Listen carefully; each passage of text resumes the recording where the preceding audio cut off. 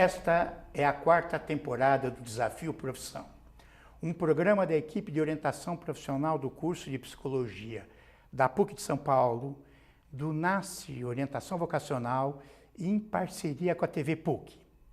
Falaremos agora sobre o trabalho do psicólogo na assistência social. E conversaremos, para isso, com o Joari Aparecido Soares de Carvalho, que é graduado em Psicologia e mestre em Psicologia Social pela USP.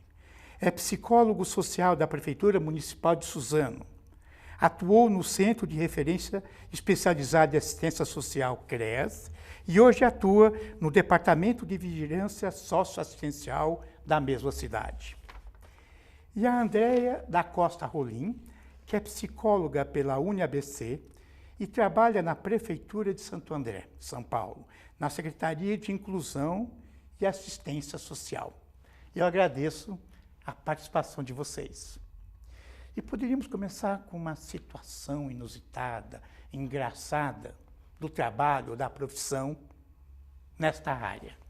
O serviço da assistência, ele tem uma política específica com atendimentos específicos, mas muitas vezes ela também funciona como uma política e com um atendimento que faz uma mediação. A pessoa não sabe onde procurar determinado serviço e ela procura na assistência social. Então, a gente tem histórias inusitadas, assim, da prática, do dia a dia.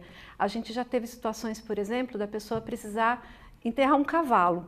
E ela não sabe onde é que ela enterra e ela procura assistência social para receber uma informação, um encaminhamento de como que ela faz isso, né? Ao mesmo tempo, a gente tem também histórias muito emocionantes, muita sensibilidade. O vínculo, o trabalho com essa população faz com que eles nos procurem, às vezes, para trazer, né, uma flor, para trazer um bolo, né, para contar uma história, para contar alguma coisa que deu certo.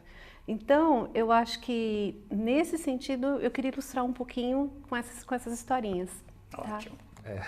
Bom, coincidência ou não, a história do cavalo também já aconteceu em Suzano. Eu não testemunhei, mas me contaram, disseram que foi praticamente assim também. Uhum. Nessa linha, né, do que talvez seja até nossa principal tarefa na assistência social, né, eu acho que uma situação inusitada para mim foi no primeiro ano, né, em que eu comecei a atuar nesta área. Estava participando de uma conferência, né, da assistência social, um lugar que reunia gente do país todo, e aí uma senhora me puxou de canto e a gente estava fazendo um movimento como psicólogos lá na conferência, se eu não me engano, em 2009. Ela me chamou de canto e para me agradecer. Eu perguntei o nome dela, né? Não, ela me disse o nome, mas assim, a senhora está me agradecendo, porque eu sou psicólogo, mas por que a senhora está me agradecendo, né? Não, eu queria parabenizar vocês, psicólogos, porque lá onde eu moro, se eu não me engano era Roraima, vocês como psicólogos têm um trabalho muito importante.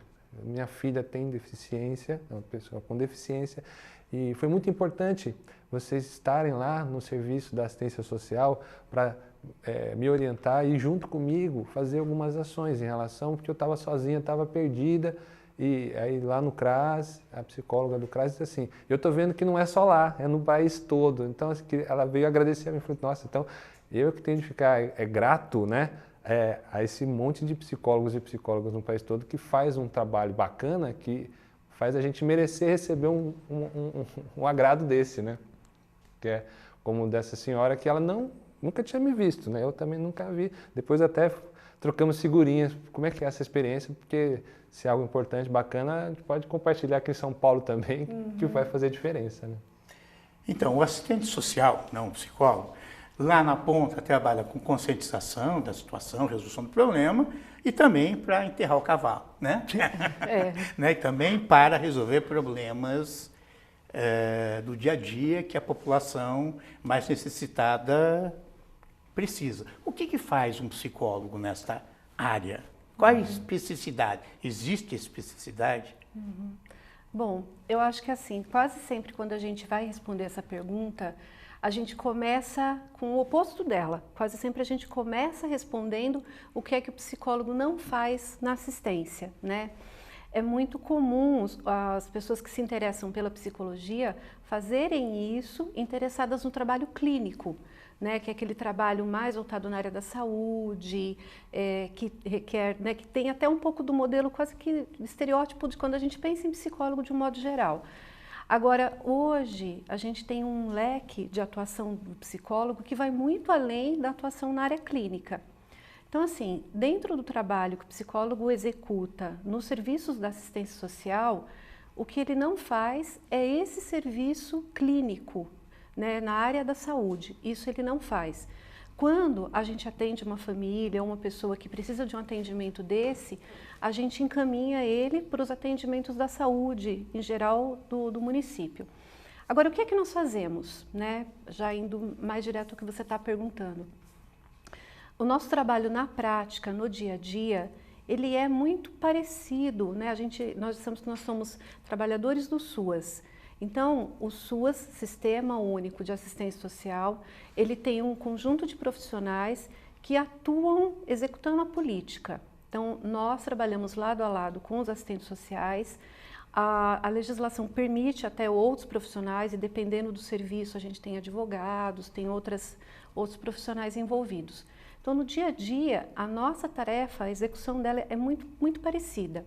Então, assim, a gente faz acolhida, que é uma primeira escuta da pessoa que está procurando um serviço de assistência social. A gente faz visitas domiciliares, a gente faz atendimentos em grupo, né, atividades em grupo com essas famílias. E isso, aí assim, qual é talvez a coisa específica da nossa profissão que não é tão parecido com o assistente social? Muitas vezes, naquele caso que a gente atende, na família que a gente atende, é fazer uma interpretação, uma leitura do que é subjetivo. Então, a família traz muitas vezes, quando ela procura um atendimento da assistência social, algo muito concreto, né? Na porta do CRAS, que é o equipamento onde eu trabalho, ela chega às vezes assim, com uma solicitação de ordem prática, objetiva, né? Ela veio procurar um benefício social. Então, ela passa por atendimento. Nesse atendimento, o profissional que atende, além, né, dentro dos recursos que o município oferece, atender aquela demanda, que às vezes é uma demanda urgente, mas ele também faz uma escuta com aquela família no sentido de superar aquela situação que ela está trazendo, né? A gente trabalha muito em rede, com outros equipamentos dentro do município, às vezes até fora. Então, dependendo do que a pessoa traz de necessidade, a gente também faz encaminhamentos. Vai dizer para ela, olha, essa necessidade que você está trazendo pode ser atendida na saúde, pode ser atendida na educação, né? Então, é uma política também que, para que ela funcione bem, ela funciona articulada com outras políticas. Complementando um pouco o que a Andréa já apresentou, essa importância do diálogo, né? Porque muitos dos serviços públicos abdicaram na sua história, né? Tem uma abordagem bastante formalista ou até desinteressada nas vidas, né? Nas histórias das pessoas, ou julgando, criminalizando, né? E a gente está fazendo parte de um conjunto de profissionais, né? De equipes, com várias formações, mas em comum tem algumas tarefas, né? A tarefa de proteção social. Então, promover que as pessoas continuem tendo vínculos, que elas continuem convivendo, que elas não necessariamente têm de ignorar conflitos e divergências, mas conseguir construir a partir disso, que elas consigam se entender, entendendo isso como um direito, né? Então, há algumas capacidades da categoria, né, da psicologia, que contribuem para isso, que, por exemplo, a nossa formação na capacidade de escutar, nossa capacidade também de promover diálogos, de entender essas relações entre a inseparável relação entre o que é objetivo e o que é subjetivo, que é próprio das pessoas, né, das se entenderem, porque as pessoas têm relações, as pessoas têm religião, a pessoa tem time de futebol, a pessoa tem um trabalho, tem uma série de de elementos que compõem a história dela e que é uma história que também é marcada pela história social, né? E isto é um direito hoje em dia, mas nem sempre foi, de a pessoa poder ser atendida e ser orientada até sobre isso. O atendimento de saúde é na saúde, mas é curioso que ela precisa perguntar para alguém, porque às vezes a própria história de vida levou a não confiar ou não conhecer, isso foi impedido, tirado dela. Então, o nosso trabalho também é de defesa de direitos. Então, conhecer esse contexto para poder orientar bem. E pensando que isso não é para nós, né? Não é para nós profissionais, mas sim para contribuir para que essas pessoas, que essas famílias, e aí a gente trabalha com todas as faixas etárias, né? Desde a criança pequena, a família com a criança pequena, até a pessoa idosa e todas aquelas que necessitarem de algum tipo de ação para proteger socialmente a elas. E isso eu queria destacar, que foi materializado na Lei Orgânica da Assistência Social. Por isso que é nacional. Que é nacional. Né? Lei então, Orgânica da Assistência exatamente, Social. Que é, digamos assim, a consequência da nossa Constituição, que criou a ideia de cidadania a partir também da assistência social como um direito, e aí a Lei Orgânica, em 93, ela organizou quais são esses direitos, né? Então, este é um elemento importante que acaba ajudando a integrar essas várias profissões, porque não é somente o psicólogo que vai fazer psicologia separado do assistente social, que vai fazer separado do trabalhador, do educador social, ou todo mundo da equipe, né? Porque, por exemplo, a pessoa que está lá na porta da frente num serviço de acolhimento para a população em situação de rua, de repente é um agente de segurança, ele pode ser, na equipe, o elemento o integrante que vai convidar a pessoa para entrar, ser um porta-voz, ser um mediador, ou também pode ser a pessoa que vai convidá-la a não entrar, né, dependendo da forma como, da atitude. Exatamente. E então, assim, ele é tão importante quanto o psicólogo, a psicóloga que está dentro, né? E aí na história dos inusitados, né, não aconteceu comigo, mas uma pessoa que é atendida num serviço de acolhimento, por exemplo, ela fez um questionamento sobre essa relação, né? Porque lá no serviço onde ela é atendida, ela percebia que para ela falar com a psicóloga, ela precisava passar pelo profissional de serviço social, pelo assistente social. E aí um dia ele falou, não, vocês têm de se conversar mais. Vocês têm de se conversar mais, porque assim, eu não quero falar só com a psicóloga na hora que vocês acham que eu tenho problema. Eu quero conversar com ela, não é meu direito. Eu não sou cidadão de direito, então, eu quero falar com a psicóloga. Vocês se conversem e resolvam como é que vai ser para não ser conversa com a psicóloga, porque eu sou o problema de vocês, né? Então, se é meu direito, vocês é que têm de se conversar melhor. Então, é um exemplo de como é que se materializa esse trabalho, que às vezes a gente mesmo não percebe do que há em comum, né? E que a gente também precisa ir sempre se repensando, que é uma característica na assistência social por conta de muitas necessidades diferentes que vão aparecendo, a gente tem de se reinventando. E sozinhos, como só psicologia, a gente teria uma capacidade muito mais limitada. Então a gente alcança mais trabalhando o diálogo também com os outros colegas, né, dos serviços em que a gente trabalha. E que tipo de demandas são as mais comuns? Bom, eu trabalho num CRAS. O CRAS é Centro de Referência de Assistência Social. Como o Joari estava falando, assim, é bem interessante porque a gente tem uma história, né, a assistência social. Para nós, existem alguns marcos. 1988, com a Constituição, importantíssimo, a LOAS, né, que é a Lei Orgânica da Assistência que o Joari apresentou. Mas, assim, antes disso, a noção, a ideia da assistência, da ajuda, né, da caridade, sempre existiu. E também sempre existiu, né, desde que a profissão é regulamentada, profissionais atuando nessa área. Só que depois de 88, depois com as novas leis, isso foi criando corpo e se organizando, né? Então, a Política Nacional de Assistência, ela divide o serviço da assistência principalmente em duas organizações, né? dois eixos, aí, dois níveis. Um nível que a gente chama de proteção especial e um nível que a gente chama de proteção básica. O nível de proteção especial, ele é especializado em serviços que exigem uma complexidade maior.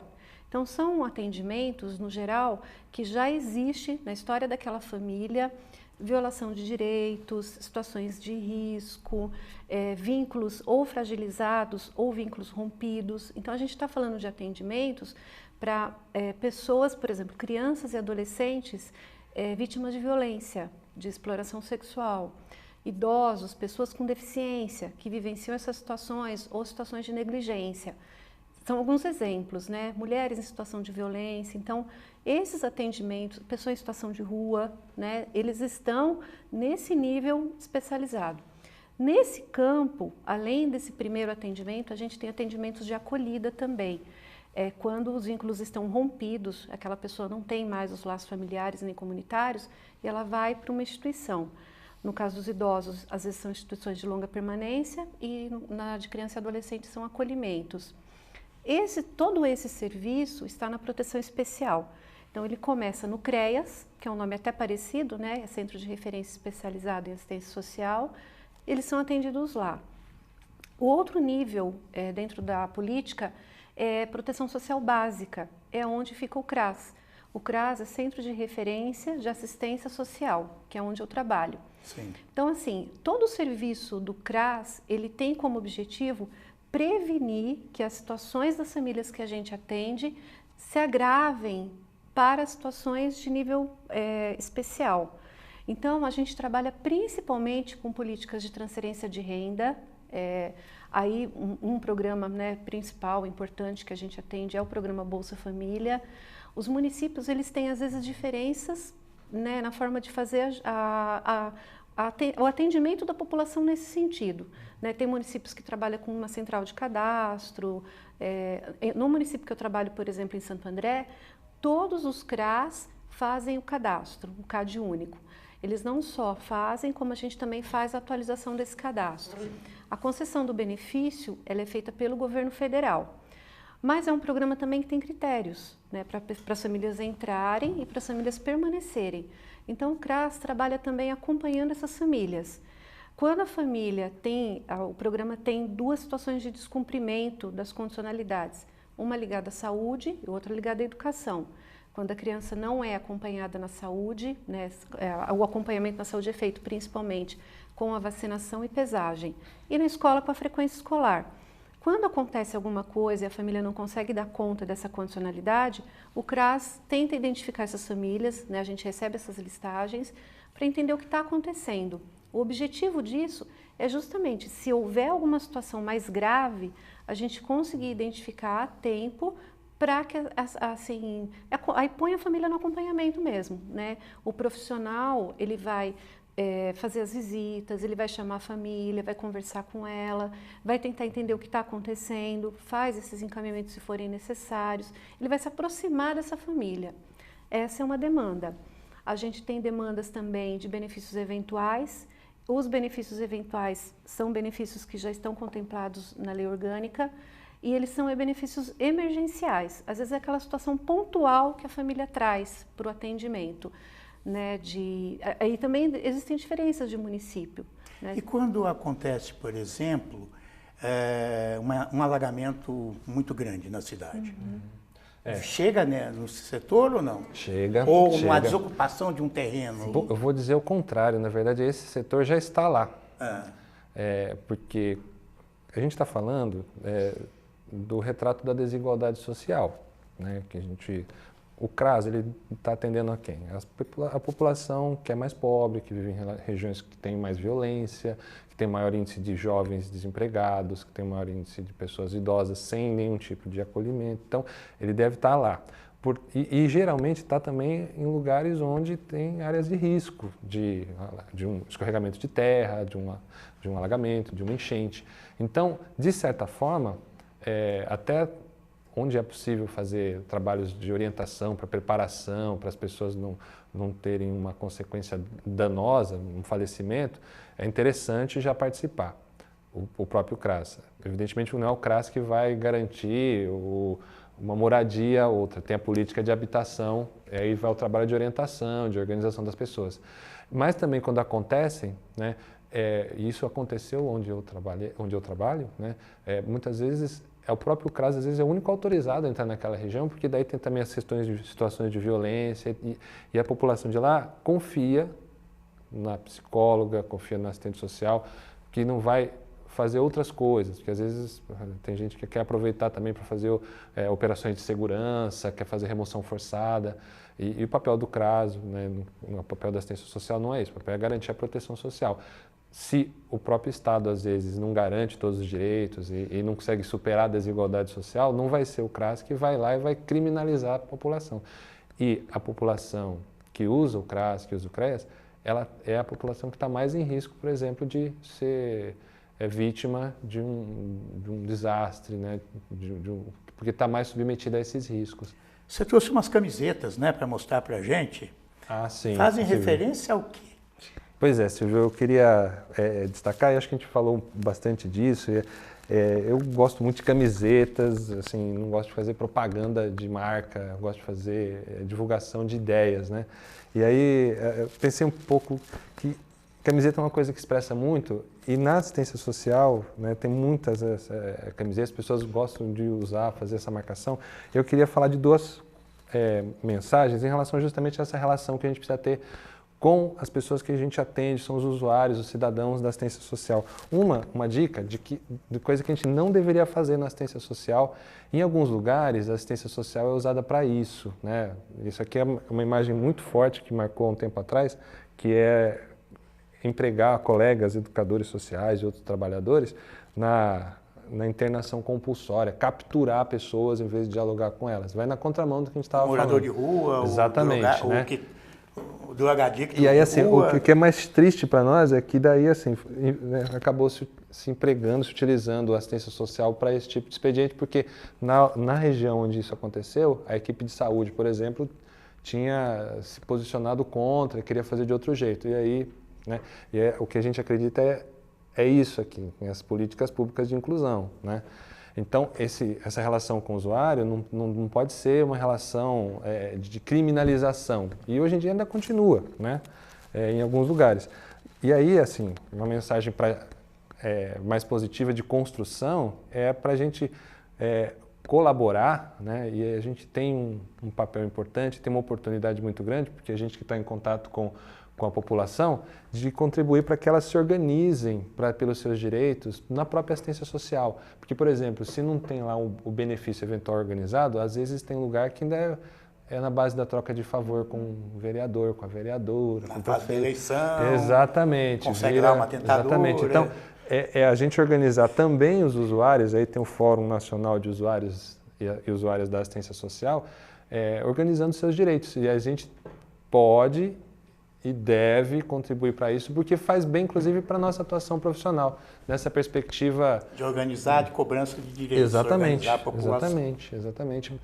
Porque é exatamente isso que a gente tem de tarefa, né? Contribuir para promover projetos, ser mais autônomos e enfrentar uma desigualdade social muito grande. Então, assim, são gerações de produção dessa desigualdade.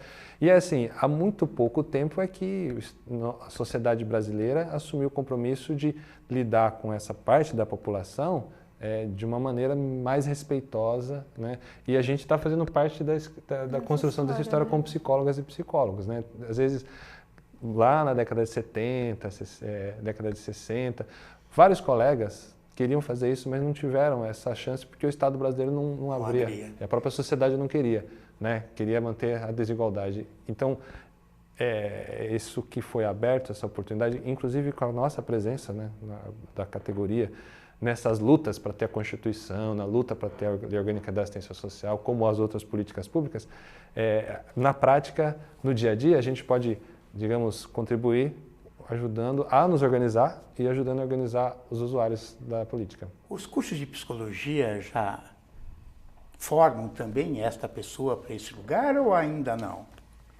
O que vocês acham? Uhum. Então, acho que tanto eu quanto o Jarei, a gente, né, já estamos formados há alguns anos. Então, eu vou falar um pouquinho, acho que também da prática, né?